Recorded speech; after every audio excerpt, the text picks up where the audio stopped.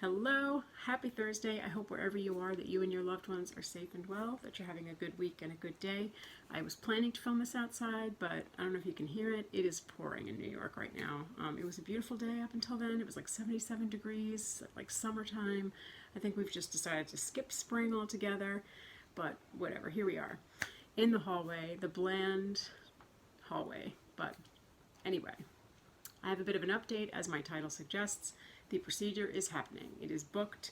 I don't know what time, but it is happening on April 25th. And so I got a call from the stroke neurologist on Monday morning, and he said that he had spoken to the hematologist and the cardiac specialist, and they were all on board now. Everybody, he wasn't putting the brakes on anymore, because he said I did everything I was supposed to do by seeing the hematologist and getting all the blood work done.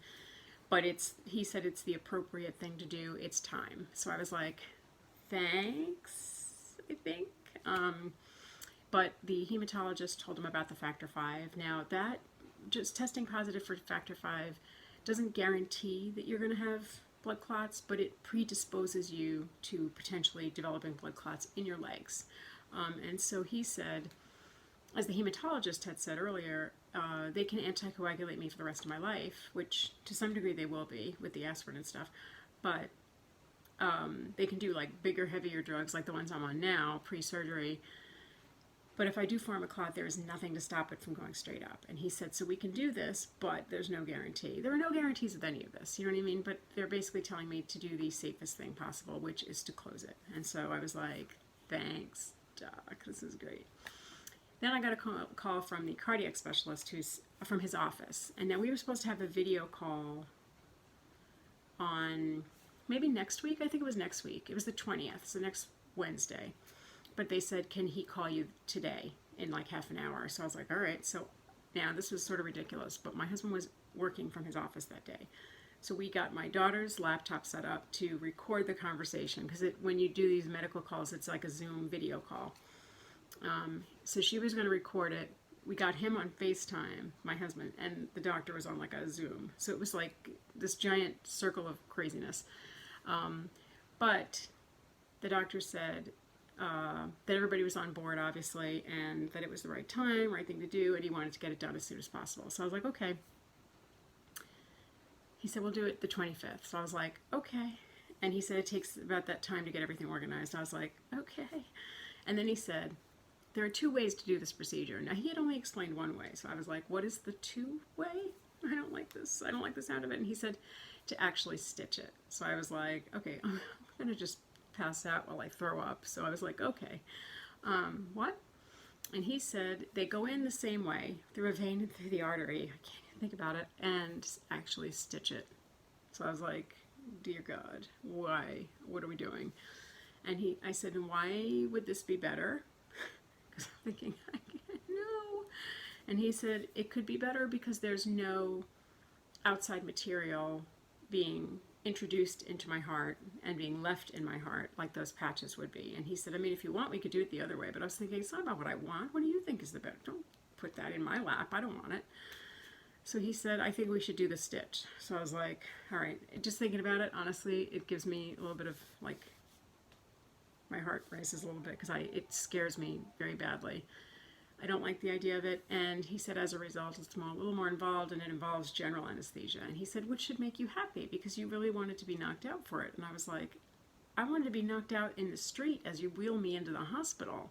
I don't want any of this. This last few months, from Christmas Eve on, I literally feel like I am a ball rolling down a hill, a snowball, and just collecting more and more and more, and I've become an avalanche. That's what it feels like. I do not like this feeling. I don't like the feeling of being a ticking time bomb or like a grenade, like who knows what will pull the pin out and then I'll have another stroke, or that something will happen, and I don't like that feeling. And so if getting this procedure done stops that feeling, then, or puts me in a better place to stop that feeling, maybe I'll always have it. I don't know. I would have to speak to my stroke group, but it's happening and it's out of my hands. And so I am choosing to not think about it. And I know that's like denial. If this was happening to somebody else, I would be all about talking about it. I'd be fighting and doing what I had to do to get the person in the right spot and the right things done. But when it's about me, this is the biggest thing that's happened besides the stroke that I just can't think about it, because it really does make me sick and like nervous wreck. And so yeah, so he said that recovery, no heavy lifting for a few weeks. My leg will hurt because they're going in at the top of my leg, but not for very long. And he said, and just stay off the leg. So I'm going to rest that week and take it easy and just, you know, recuperate. So yeah, this is happening. But anyway, does anybody else have that feeling like you feel like you've started going and you just start collecting things and it's just getting bigger and bigger and totally out of your hands, and it's like it's gotten away from you and it wasn't really with you to begin with? That's what it feels like. But anyway, so yeah, so that's what's going on, and here we are. I wish I wasn't going through this. I wish no one had to go through this stuff, but again, it's out of my hands. And so yeah, so I will keep everybody posted if anything changes, but as of right now, I'm having an involved stitch put in my heart on the 25th of April.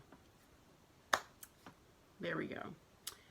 I'm going to leave it there because that's like the big, giant elephant in the room for me this week, and what else can I do with it? So I hope wherever you are that you have a low pain, no pain, low aggravation, no aggravation kind of a day, kind of a week, kind of a weekend. That is what we hope for. That is what we deserve, and that is what I wish for each one of you. I hope wherever you are that you're all safe. I will see you tomorrow via the blog, next week for another video. Take care, good night, be well, bye.